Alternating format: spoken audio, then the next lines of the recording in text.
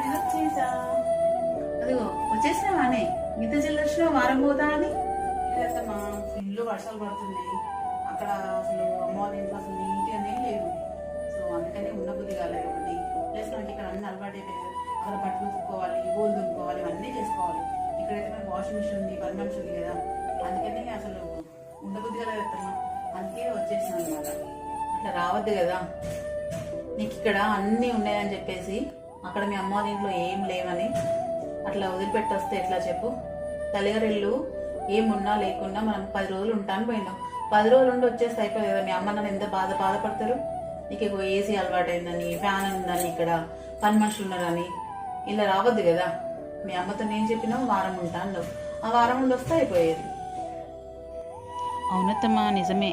మా అమ్మ నాన్న వాళ్ళు ఎంత బాధపడి ఉంటారో మీరు చెప్పే వరకు నాకు తెలియనే లేదు. ఇంకోసారి వెళ్ళినప్పుడు అలా ఉండే